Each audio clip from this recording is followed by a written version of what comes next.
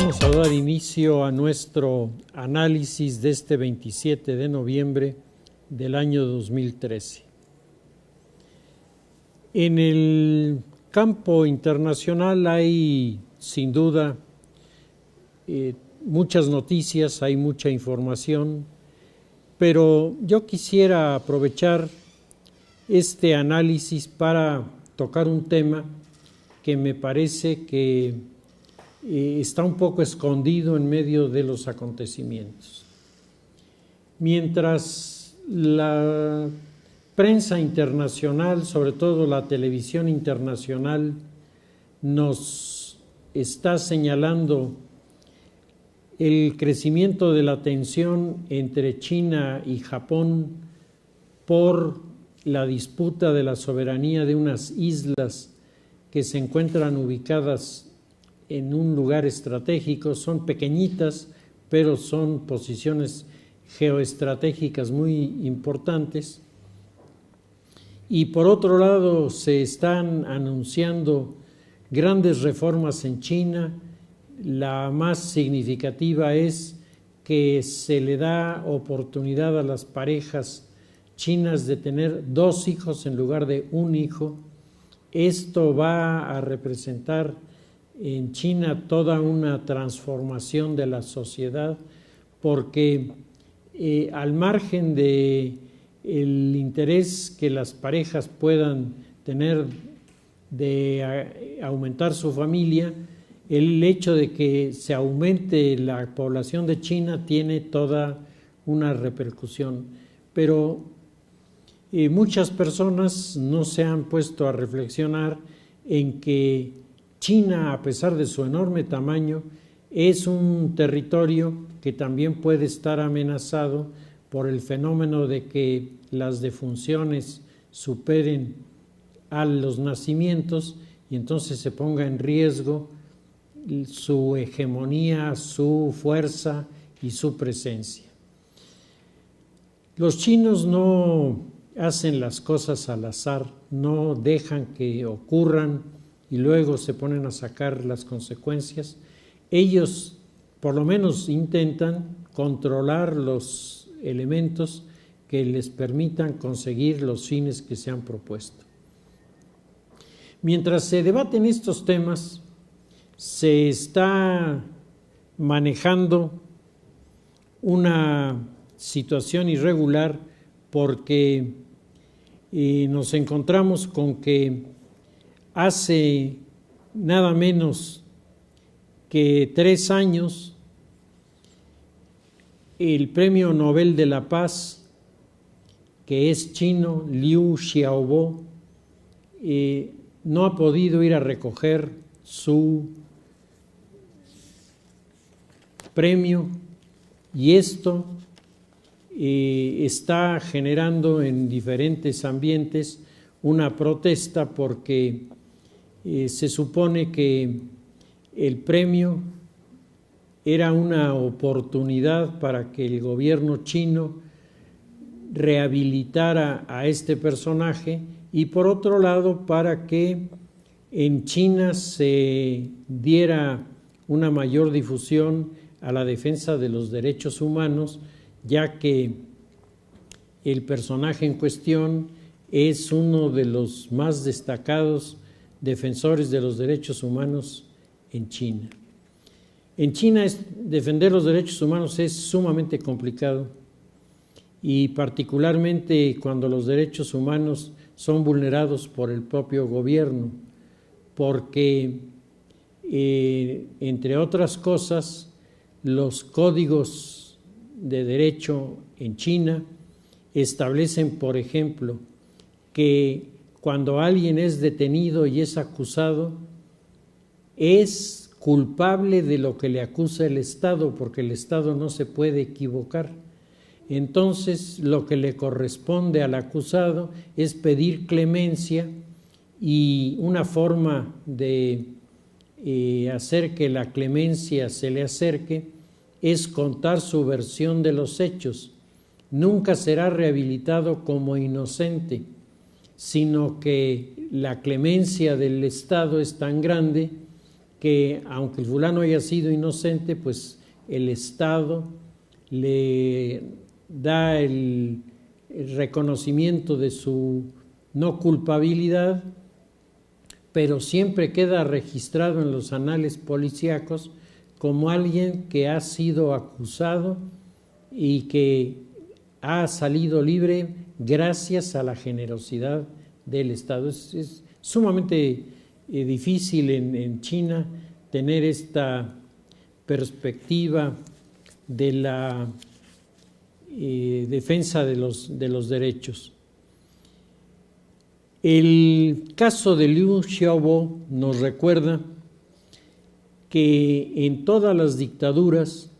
desde que el Premio Nobel se estableció hasta la fecha, el tema del reconocimiento de los opositores o de los disidentes en los regímenes dictatoriales ha sido contrario a la propuesta del Premio Nobel. Desde luego, el Premio Nobel tiene también su historia y tiene también sus capítulos que vale la pena revisar, aunque sea de una manera muy rápida, porque nos hacen ver que este tema de los premios en una fundación como la Fundación Nobel, que se supone es absolutamente imparcial, hay comités para cada uno de los premios, con especialistas, con personas calificadas, que son las que al final deciden si es este o es aquel el que recibe el premio. Y sin embargo, a lo largo de la historia del Premio Nobel, además esto es muy humano, pues no siempre las cosas han funcionado como uno supone que deberían funcionar. Cuando el ingeniero Nobel estableció la fundación de su nombre para premiar a quienes tuvieran una destacada participación en áreas determinadas, cuando habló del tema de la paz, el Premio Nobel de la Paz, el ingeniero Nobel estaba pensando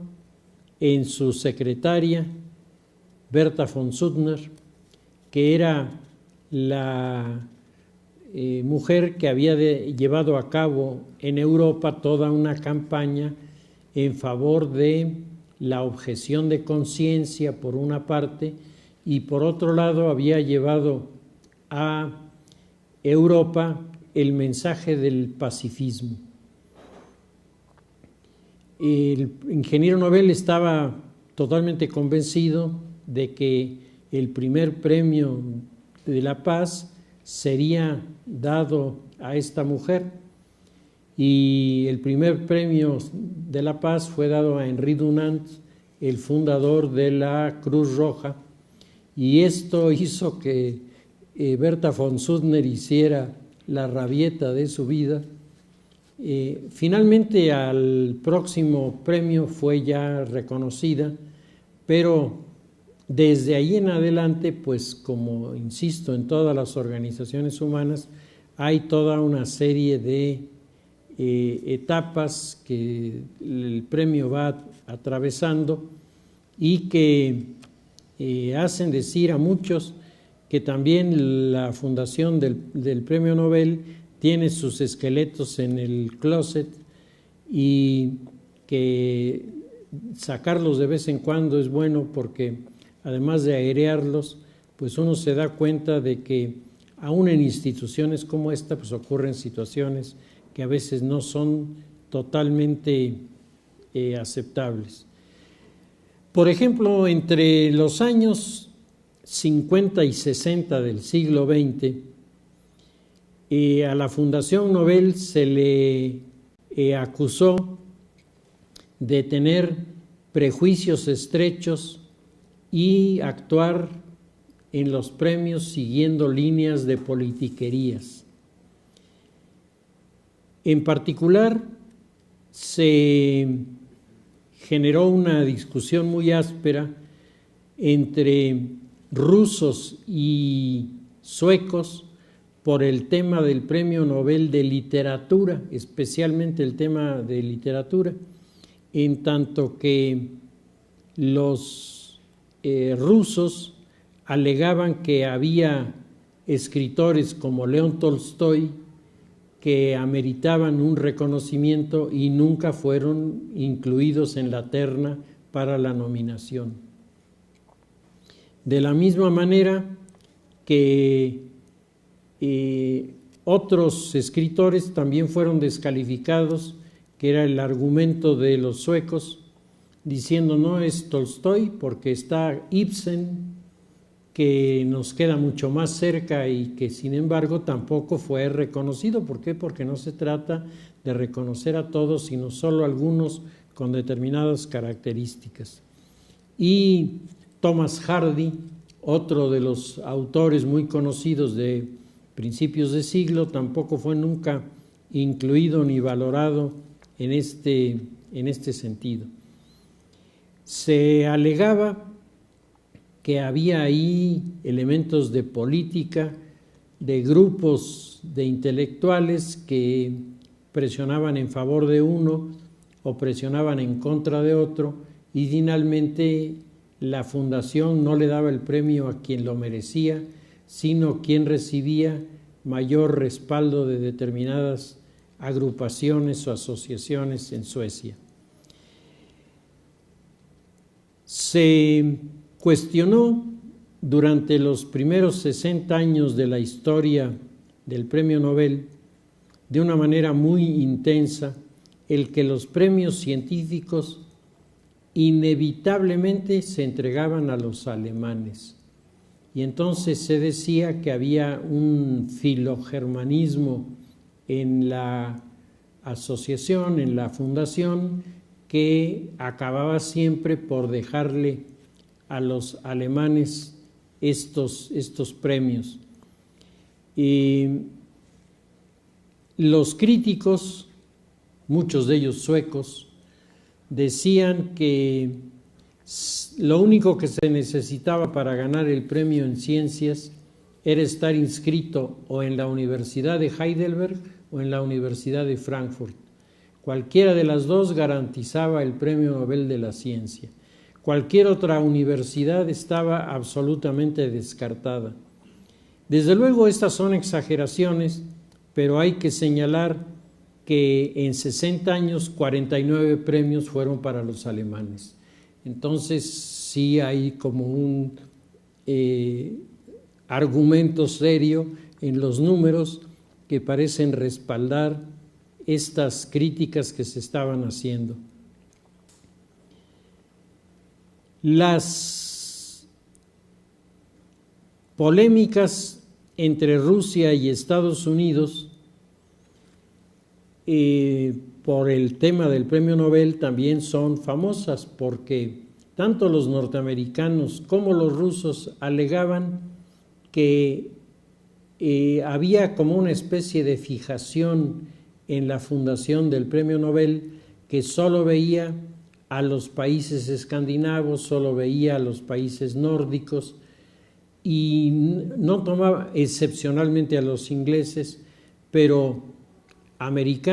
los americanos no existían y los rusos no es que no existieran, es que no los querían, decían los rusos. Y los analistas que han revisado esta parte de la historia coinciden en que es cierto que en Suecia hay resentimientos y prejuicios en contra de Rusia y que no es una exageración decir que estas consideraciones al final de cuentas pesaban en las decisiones. Se alegaba con mucha insistencia, por ejemplo, por parte de Francia, que se otorgaban, particularmente en el tema de los premios Nobel de la Paz, premios que no tenían nada que ver con la realidad de personas que defendían la paz. Desde luego, los franceses estaban muy contentos de poder decir que el primer premio galardonado como el defensor de la paz era Henri Dunant. Eso evidentemente les gustaba mucho, pero estaban muy molestos porque el sexto premio de la paz se le otorgó a Teodoro Roosevelt en 1906, cuando hacía 3 años Teodoro Roosevelt había propiciado la intervención militar de los Estados Unidos en Panamá y había forzado la independencia de Panamá para poder construir el canal. Pero hacía 5 años Teodoro Roosevelt había abiertamente defendido las teorías del almirante Mahan y se había sumado en el puesto de gobierno que tenía a la campaña que desencadenó la guerra hispano-norteamericana de 1898. Entonces los críticos preguntaban, ¿dónde está el Premio Nobel de la Paz? ¿Cómo señalar a alguien tan discutible como titular de un área en donde claramente él no solamente no está identificado, sino lo contrario, es el polo opuesto de lo que se puede y se debe hacer? En física, solo un norteamericano aparece en la lista de los premiados,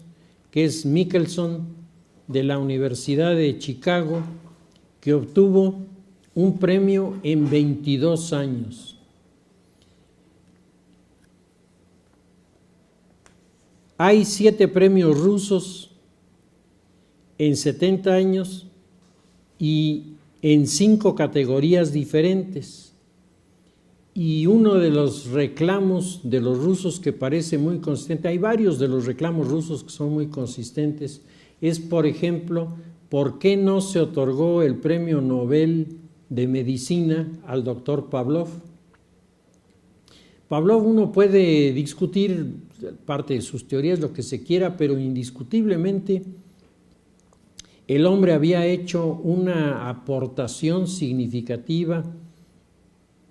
sobre la programación de la conducta de los animales, que tendría más adelante sus aplicaciones en relación al ser humano, y había elaborado toda una serie de tratados en los que puntualizaba con todo cuidado y con toda objetividad cuáles habían sido los frutos de sus investigaciones. El gobierno ruso, tanto el gobierno del zar y luego el gobierno revolucionario, le concedieron a Pavlov una isla que fue llamada la Isla de los Perros, porque en ella él siempre experimentaba con perros, tenía siempre animales a su disposición para hacer las pruebas. Y en el mundo científico se valoraba a Pavlov, se hablaba de él, se debatían y se discutían sus ideas, pero sus aportaciones eran muy, muy serias y sin embargo simplemente se le ignoró y no funcionó. Se ignoraron muchos de los éxitos de los rusos, entre otras cosas, por ejemplo, que en 1911 Tsiolkovsky es el primero en diseñar un cohete que quiere ser espacial con 5 etapas, que funcionó y que marcaba el inicio de lo que sería la carrera espacial entre Rusia y los Estados Unidos, porque también los norteamericanos estaban desarrollando en esta época una investigación en base a los misiles, y tampoco fueron reconocidos, como si solamente lo que hacían y planteaban los alemanes o los nórdicos tuviera alguna importancia. Bueno, el asunto todavía fue más lejos, porque si hablamos de el lanzamiento del Sputnik, si hablamos del lanzamiento de la perra laica, si hablamos del lanzamiento de Yuri Gagarin, es decir, de 3 de los primeros grandes éxitos espaciales de Rusia, nunca fueron reconocidos por el premio Nobel. El premio Nobel se hizo de ladito y no reconoció ni la presencia ni la importancia de estos acontecimientos. Rusos y alemanes, curiosamente, acusaron a la Fundación Nobel de tener prejuicios ideológicos. Los rusos que decían que la fundación tenía prejuicios anticomunistas, y los alemanes decían que tenía prejuicios antinazis. Y luego otra facción de los rusos decía que no es que fueran anticomunistas, eran antieslavistas, es decir, eran racistas. Estaban rechazando a los rusos por rusos y no porque no estuvieran calificados para poder participar en estos eventos.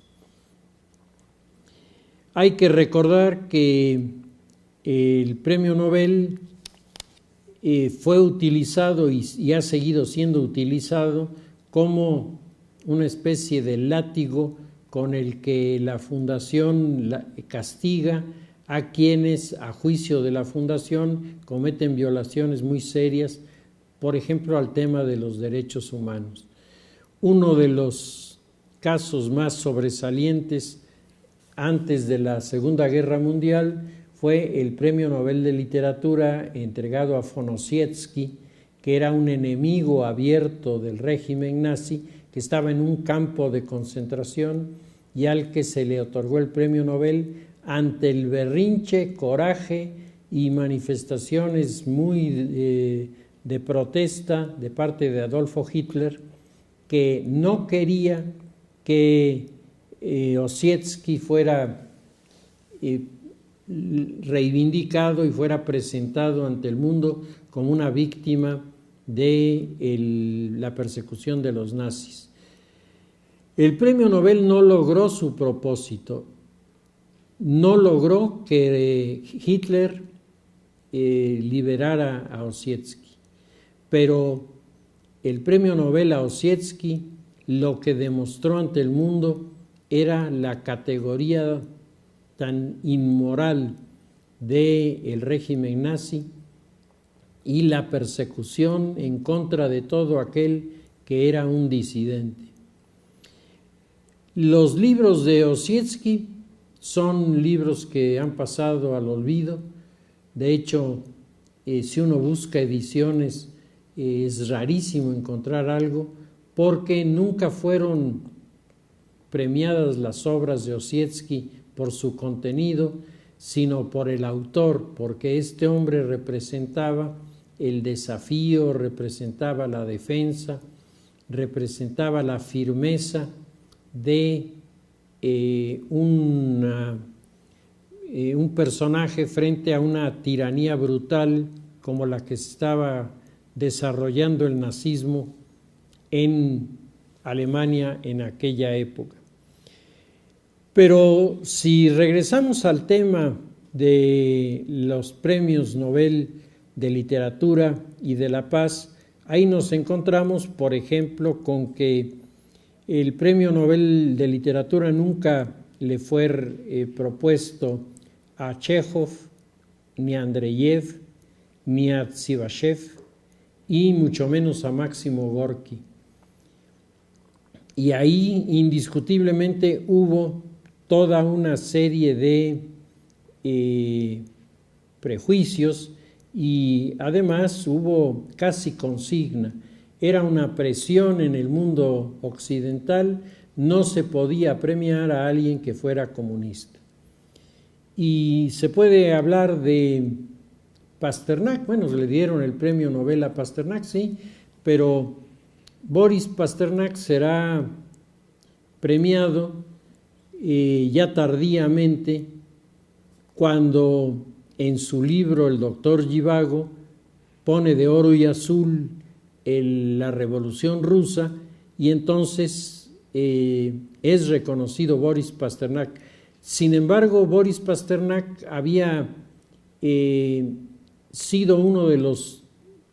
poetas más importantes de Rusia antes de entrar en su etapa de crítica al sistema, y entonces en ese periodo en donde por lo menos los versos de aquella época son de una gran consistencia y de un gran valor, entonces no se le premió, y sí se le premió cuando alcanza el desarrollo de el doctor Zhivago. Iván Bunin será premiado, pero Iván Bunin era un anticomunista ruso que vivía en París, que escribía desde Francia, desde el exilio, las cosas que no le gustaban de Rusia, y entonces el hablar de los premios a los rusos pues siempre dejaba toda una serie de dudas. Por otra parte, en el terreno de la literatura como de los premios Nobel de la Paz, han intervenido situaciones coyunturales que hacen que determinadas personas alcancen una posición o representen para el mundo un mensaje con el premio Nobel, con el que se les reconoce ciertas posturas de valor, mucho más que obras que hayan particularmente desarrollado. Los críticos de la fundación dicen que varios de los premiados pues solo los conocían los integrantes de esta fundación, porque en la práctica en el mundo eran totalmente desconocidos. Y yo le preguntaría a mi auditorio, ¿quién me podría decir una obra de von Heidenstam, que es Premio Nobel de Literatura? ¿Quién podría decir qué cosa escribió y por qué es importante? Selma Lagerlöf, cuando le dan el premio Nobel, se vuelve importante porque Selma Lagerlöf tenía indiscutiblemente madera de escritora. La saga de Göteborg y sobre todo el viaje fantástico de Nils Holgersson son elementos que indiscutiblemente colocan a esta mujer en el rango de una escritora de altos vuelos, pero fue lanzada sin que fuera de Suecia alguien la conociera. De hecho, ella nunca se pensó como una escritora de proyección internacional, sino ella tenía la imagen de una persona que cuenta cuentos para los niños, y entonces sobre eso había desarrollado su principal trabajo, aunque después ella sí alcanza un crecimiento literario verdaderamente significativo. Bueno, ¿y qué decir del premio Nobel a Gabriela Mistral? Nadie conocía a Gabriela Mistral en Europa, nadie había leído a Gabriela Mistral en Europa, lo que no tiene ninguna intención de descalificar el contenido del trabajo de esta mujer, pero a uno de los integrantes de la fundación se le ocurrió que no había un reconocimiento a la literatura hispanoamericana, y entonces, como había leído algo de Gabriela Mistral, pues fue Gabriela Mistral, y tuvieron que traducir a varios idiomas los textos de Gabriela Mistral para que finalmente fuera reconocida. Hoy también la obra de Gabriela Mistral no es una obra muy conocida, con excepción de los bibliomaníacos, que evidentemente todo lo tienen bien clasificado, pues para muchas personas no es tan simple el ubicarlos, ¿no? Y si hablamos de Sigrid Undset, ¿quién ha oído hablar de Sigrid Undset? O de Knut Hamsun, que son premios Nobel de literatura y que se han perdido allí porque en un momento significaron el capricho de alguno de los integrantes de la fundación, o bien llevaba un mensaje en la nominación. De la misma manera que los versos satánicos, cuando son premiados como una obra de grandes vuelos, en realidad lo que están mandando es el mensaje del rechazo al fundamentalismo islámico, que además atropella aquí derechos religiosos que golpean no solo a los musulmanes, sino golpean al resto de las sociedades que tienen criterios, principios y valores religiosos que también de una u otra forma resultan golpeados. Y regresando al caso que estábamos manejando, al caso de Liu Xiaobo, este chino que tiene el Premio Nobel de la Paz desde hace 3 años y no ha podido irlo a recoger, se encuentra recluido en una prisión en China. El premio al personaje encarcelado no se le permite recogerlo porque China lo acusa. La acusación es muy representativa de haber entorpecido el trabajo del poder estatal e incitar a la subversión, cuando él pide que la sociedad china proteste en contra de los atropellos que se han hecho por parte del gobierno en las áreas en donde, como el Tíbet o como otras regiones de China, hay grupos religiosos que están siendo atacados por el gobierno chino, que los quiere desaparecer. La respuesta de China a la nominación hecha por la fundación ha sido la de reducir en manera sustantiva la compra de salmón a los noruegos. Y esto sí le pega a la economía noruega, porque los chinos son unos de los grandes, gigantescos consumidores de cualquier cosa, en este caso del salmón, y el haber prácticamente reducido a cero la importación de el salmón, pues sí pega a la economía de los noruegos. El comité sabía de este riesgo, sabía que el darle el premio a un disidente que vivía en China no iba a ser fácil de aceptar por un régimen tan duro y tan poco abierto a las críticas como el chino, y por lo tanto ellos de antemano supusieron que esto se iba a producir, se comunicaron con el gobierno noruego, le avisaron de lo que iban a hacer, y el gobierno noruego autorizó que se hiciera esta premiación. Noruega, en el momento presente, declara que no está dispuesta a presentar una disculpa frente a los chinos,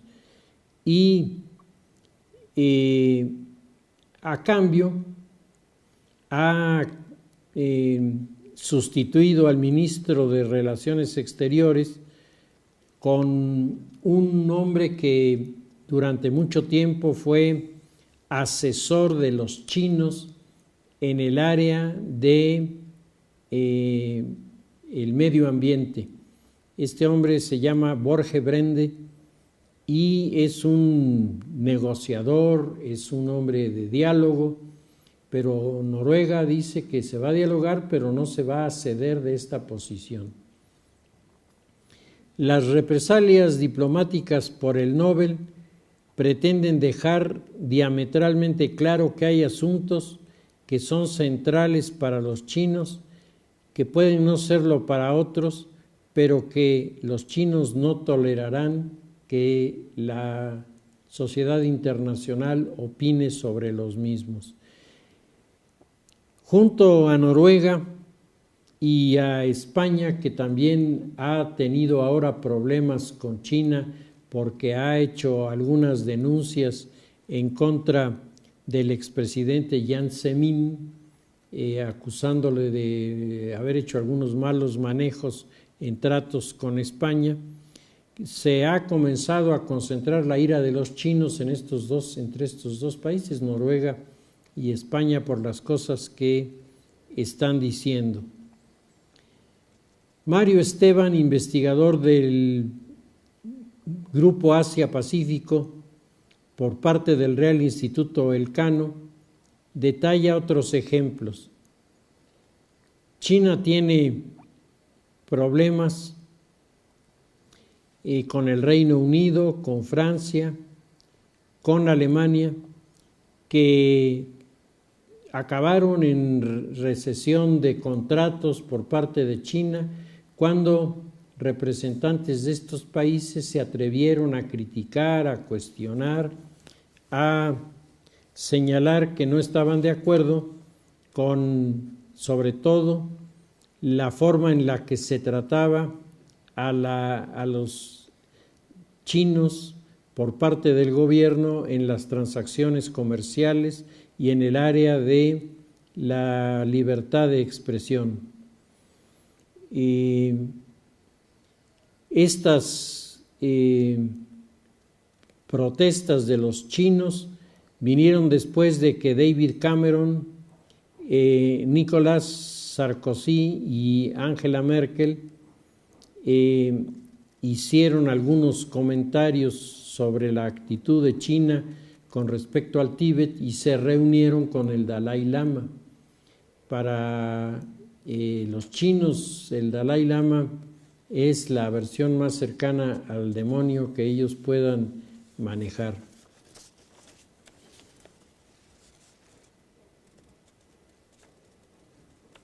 El secretario de la Fundación Lundestad recuerda que las autoridades noruegas le reconocen a China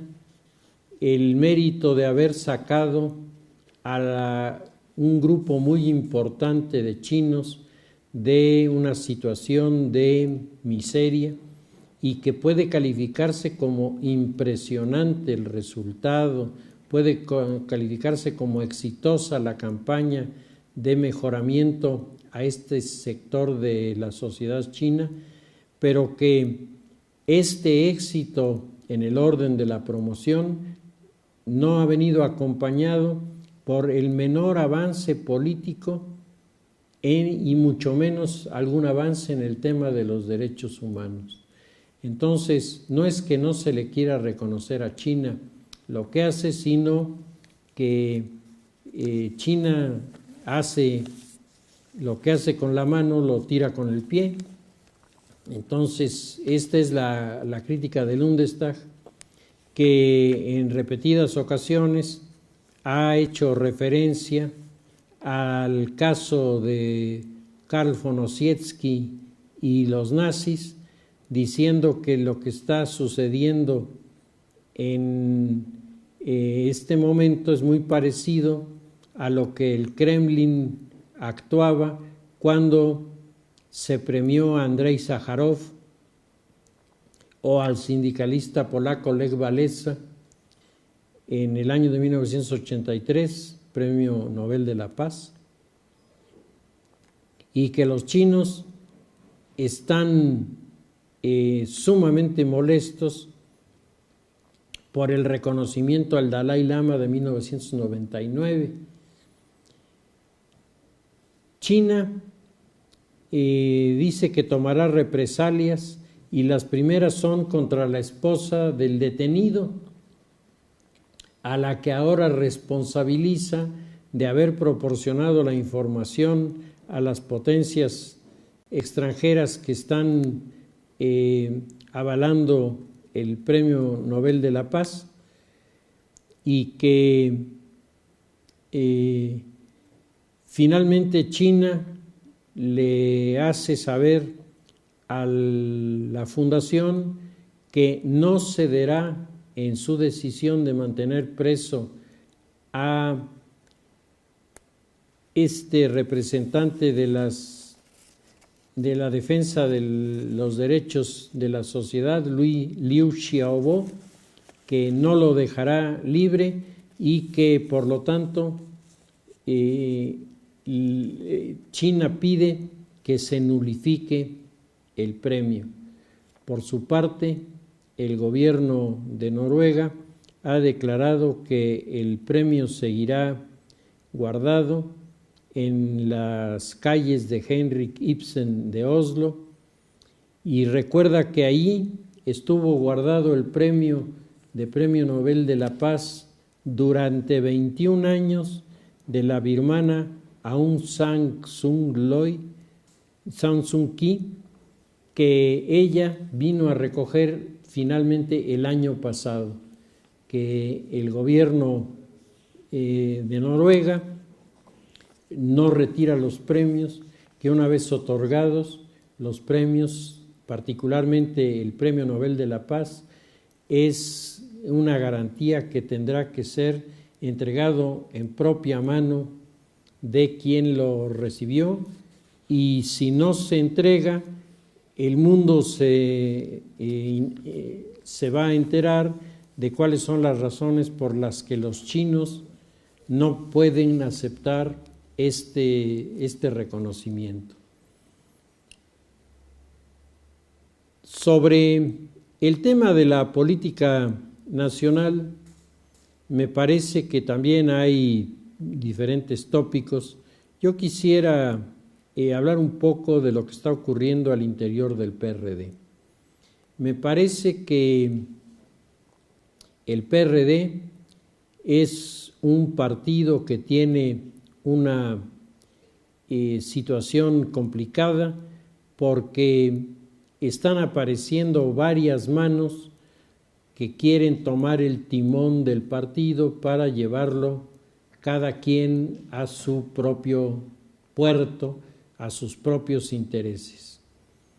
El Partido de la Revolución Democrática ha sido un partido que ha manifestado una enorme fuerza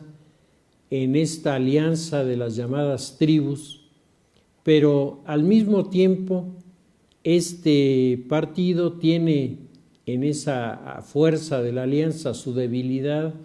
porque en cuanto se llega a determinadas posiciones, en cuanto se llega a discutir determinados temas, las tribus pierden su unidad y no son capaces de entender que solo detrás de un planteamiento unitario puede existir la posibilidad del triunfo. En este momento se está hablando de la posible alteración, el posible cambio de los estatutos del partido, sobre todo en lo que se refiere a la reelección de los presidentes del partido. Y aquí aparece la figura del ingeniero Cuauhtémoc Cárdenas, que es quien en este caso pudiera resultar beneficiado. Cárdenas dijo que él se hacía a un lado, que él dejaba el espacio, y todo mundo quiso entender que Cárdenas lo hacía para abrirle el paso a los jóvenes. Cárdenas tiene 79 años, está por cumplir 80 años. Resulta propio de la gerontocracia el intentar a esa edad el tomar el liderazgo de un partido. Sin embargo, hay que reconocer que Cuauhtémoc Cárdenas ha sido históricamente una figura de unidad. Fue él el que con su prestigio, con su aportación, con su convocatoria, reunió a las tribus que formaron el PRD, que antes era el Frente Cardenista de Renovación Nacional. Cuauhtémoc Cárdenas es un hombre inteligente, es un hombre sensato y es un hombre experimentado. Decía uno de los dirigentes del PRD, lo que pasa, le decía a Javier Solórzano en una entrevista que le hizo, le decía, mira Javier, las personas no están acostumbradas a entender los mensajes políticos. La gente en nuestro país quiere que las cosas se le den totalmente descifradas y en la mano. Dice, pero, esto decía Encinas, pero la determinación de Cuauhtémoc de decir que se hacía a un lado no es para quedar fuera. Cuauhtémoc va a ser el presidente del partido. Lo que pasa es que haciéndose a un lado, él espera que nadie diga que la reforma fue hecha a la medida para él y para favorecerlo. Por eso él se retira, pero todo indica que el asunto va a orientarse en este sentido y que finalmente Cuauhtémoc será quien conduzca al partido. Ahora, ¿hacia dónde lo va a conducir? Y particularmente en el tema de la reforma energética, que es el tema que ahora se viene, porque mal que bien nos guste o nos deje de gustar, el tema de la reforma educativa, pues ahí está, muy incompleto, muy deficiente, pero ahí está. El tema de la reforma fiscal, pues todo el mundo vociferamos porque no nos gusta, pero ahí está, tenemos que reconocer que ahí está. Y la reforma política, que es también parche sobre parche, tiene algunas cosas interesantes, pero tiene unas fallas y unas limitaciones monumentales. Bueno, pues pero ahí está y tenemos que reconocer que en este sentido, visto desde afuera y presentado con un poquito de maña, pues está dando la impresión de que la alianza de los partidos en el Plan por México al final de cuentas resulta exitoso y por lo tanto el gobierno en este sentido va ganando. Si esto es así, el PRD se enfrenta ahora a su momento más difícil. Tiene que definir cuál es su postura respecto del Pacto por México en el tema energético. Y ahí Cuauhtémoc ha mandado el mensaje de que prácticamente sobre su cadáver la modificación constitucional, mientras por otro lado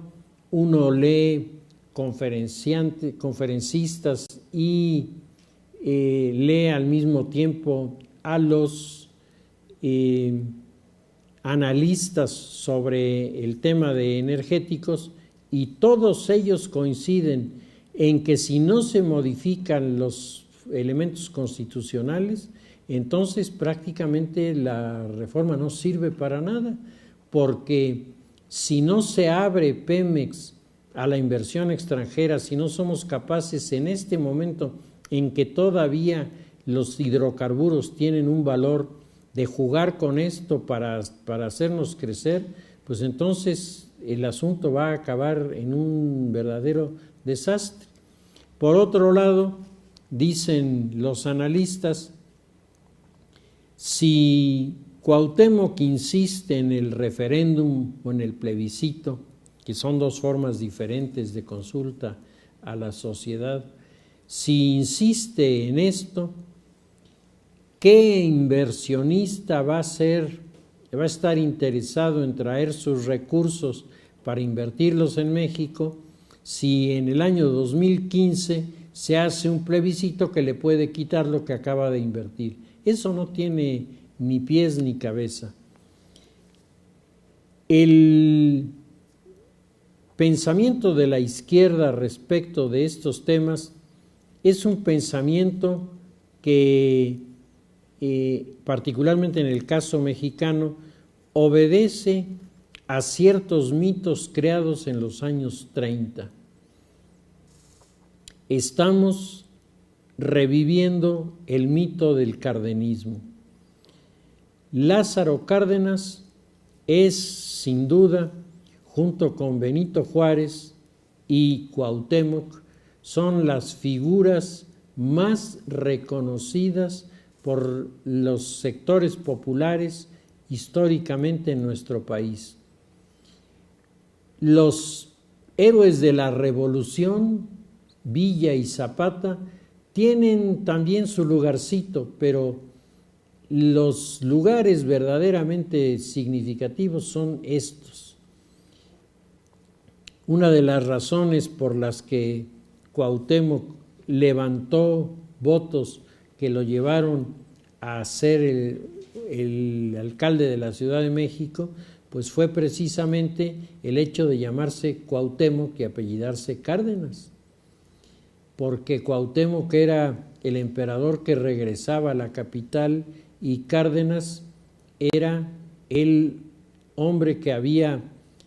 convertido Los Pinos en la residencia del presidente en lugar de Chapultepec. Por otro lado, Cuauhtémoc había nacido en Los Pinos, entonces esto le daba como una especie de rasgo nobiliario democrático que lo